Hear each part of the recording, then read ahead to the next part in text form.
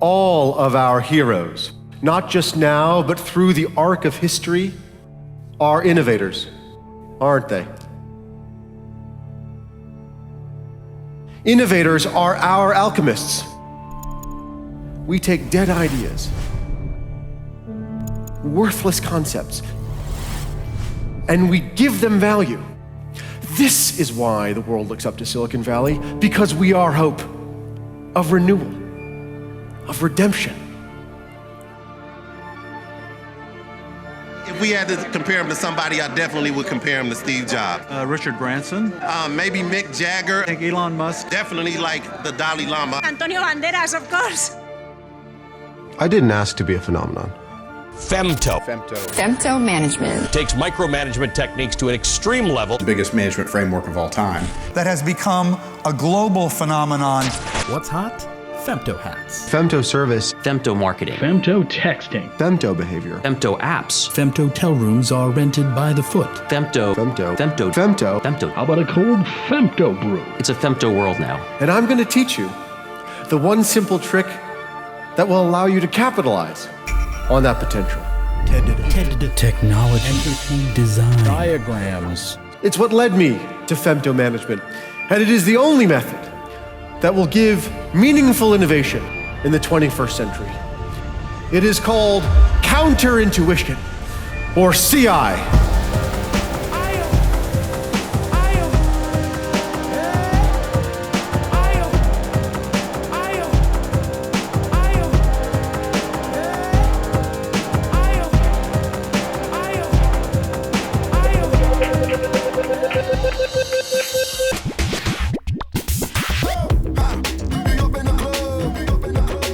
You got to get past 0 to 1. You got to get past unicorns. You got to even get past Thunder Lizard. You got to come up with something that disrupts disruption. This is gonna rock the TED conference. We had to be here. Doesn't matter where we came from, we were gonna be here. He heard that we're going to Michael, and he said, you know what, I'm gonna let you drive. He never lets me drive. I came from the East Coast, from New York. I'm coming from Spain, actually. I saw someone from Fremont. the country of Georgia, Junction City, Kansas, Lake Winnebago, Wisconsin. I think up from Walnut Creek. Northeast West Scranton, the Fighting Giglos.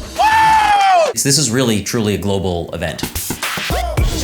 This guy's outstanding. He's amazing. He's just humongous. He has saved my life. He's my idol. Yeah, we're right behind him here on Route 99. Worth it, the danger, the possibility of being killed, totally worth it. I Instagrammed a picture with him and it already got over 2,000 likes. Christmas in July on my birthday, meeting God.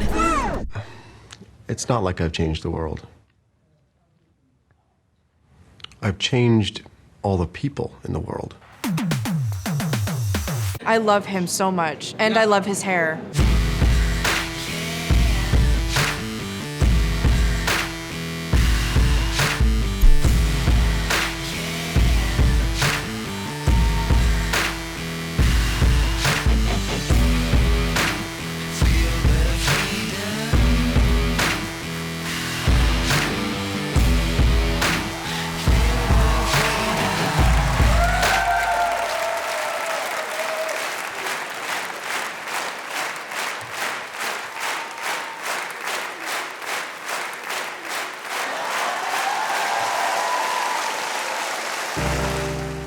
I understand there was a period leading up to this new concept of CI that you felt maybe you were just done innovating, where the innovations just weren't coming. After Femto blew up, I entered what I can only call a deep fallow period. I was trying very hard to come up with an act 2 or 3 or 30, however you count it, but it wasn't coming. I was showing up every day to innovate, but the innovations were not there. I had to face some fairly existential questions and demons. If I am not an innovator, then who is Michael Fertik? Have I soared too high, like Icarus? Am I more properly analogized to a different character from Greek mythology?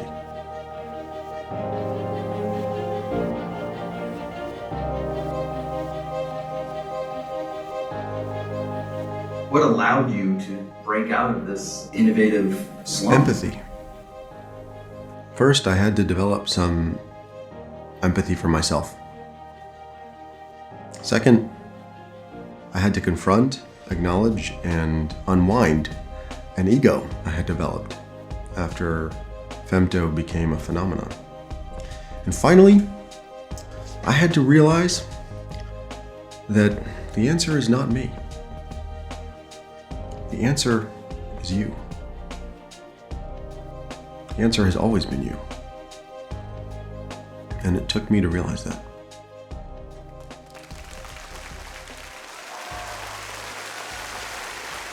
What is CI? Well, we all know what intuition is. It's the sense we get that we know what should or will happen next. When we come across an intuitive solution, our natural reaction is, hey, I get it. That makes sense. This is now completely irrelevant.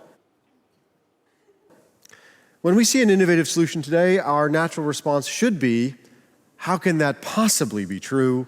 This makes no sense.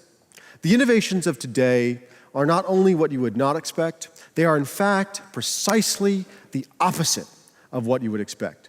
Let's look at an obvious example, femto management. 18 months ago, intuition told us that micromanagement simply wouldn't scale, and the only solution was less direct control by management. When I announced to the board of directors of Reputation.com that I had pioneered a new management technique that pushed the boundaries of micromanagement 1,000 million times further to established management at the atomic level, there was dead silence. I'm not going to lie. Their reaction shook me. These are smart guys. I started to wonder if femto was, as some people did suggest, a sad, egotistical rationalization of a pathological need for control. Well, fortunately for me, and for the entire world, as it turns out, I was able to find the strength of will and the contractual technicality that allowed me to carry through.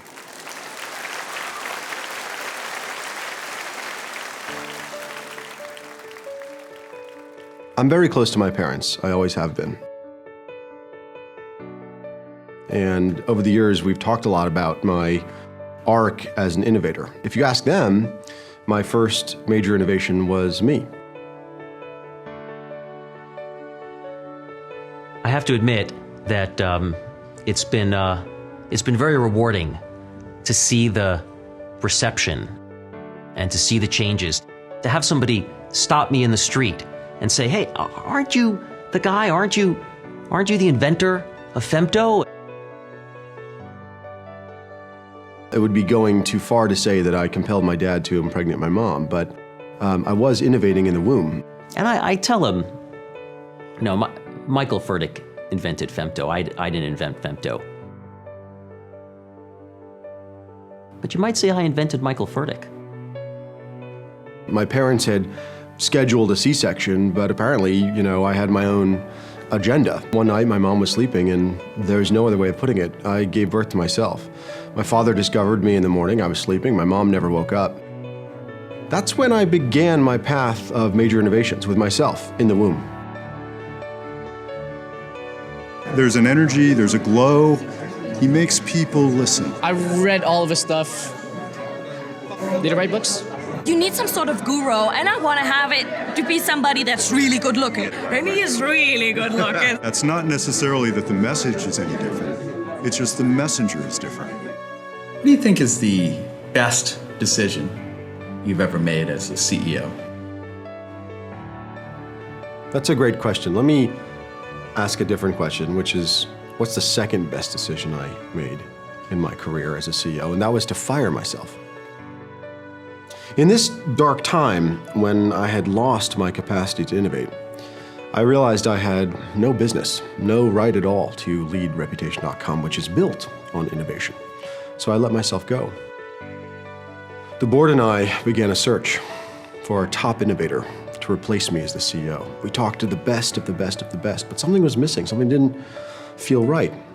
Something was telling me I had to do it a different way. I now know that that something was CI, or counterintuition.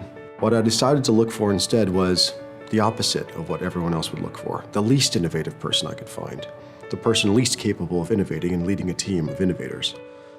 And the answer was actually staring myself in the face the whole time. It was me. So the best decision I ever made was to hire myself back.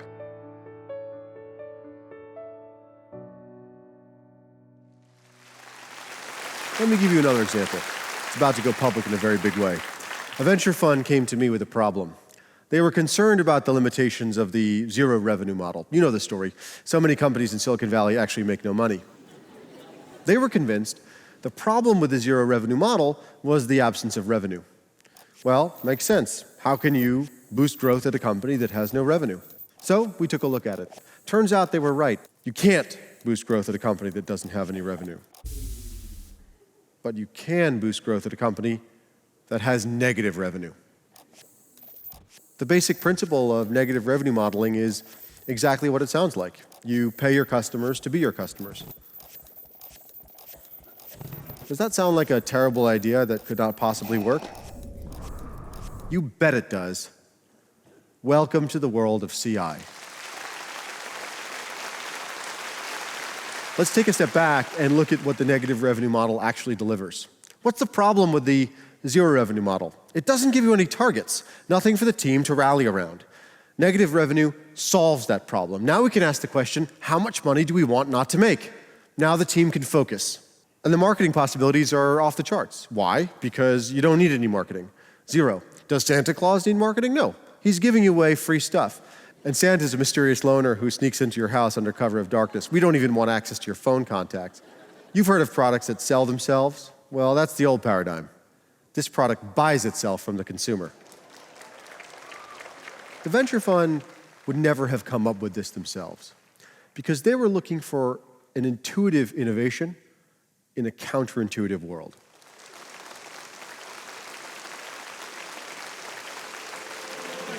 I'm expecting just something to change my life. It's going to change our lives. It's going to change the world. I was stuck on the side of the road, and all of a sudden, he just showed up like an angel. There's some magic going on, definitely. He filled my tank up. I just can't believe I actually got in. I have had to learn how to navigate a new reality when someone may have an agenda when they approach me. That's spiritual as well as economic. It's been important to me not to let it change who I am and how I live. There's no need for, more planes in my life or more servants. Look, it changes your life, right? When you have a massive phenomenon like this happen, because people around you are asking what's next. And that creates a distance, an isolation between you and some of the best friends you've had. And I'm just proud to be along for the ride. Never in my wildest dreams did I think Michael would be such a genius when we invested in his company. Oh, hey Mike. What's up, Michael? How you doing? How are you doing? Has it affected your relationship at all now that you really have to share them with the entire planet now? Is that the way you feel, or does it feel different than that?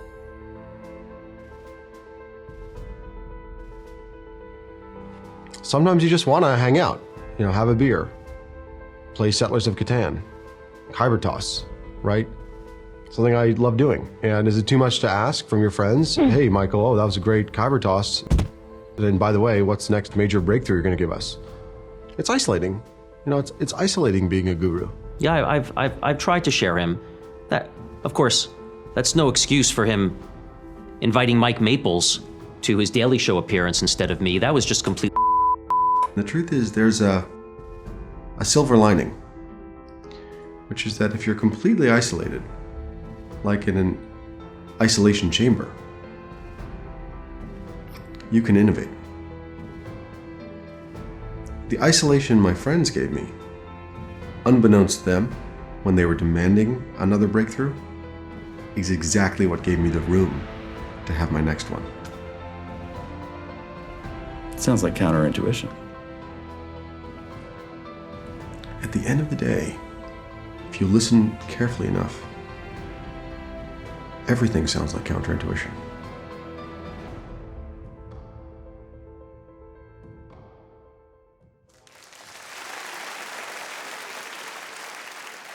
Innovation has the power to change the world. And with CI, you have the power to innovate. I do not want you to be intimidated by that awesome power. I want you to embrace it. So tonight, I will give you 6 common sense rules to get you innovating. Number 1, Get to know an expert in your chosen field and ignore everything he has to say.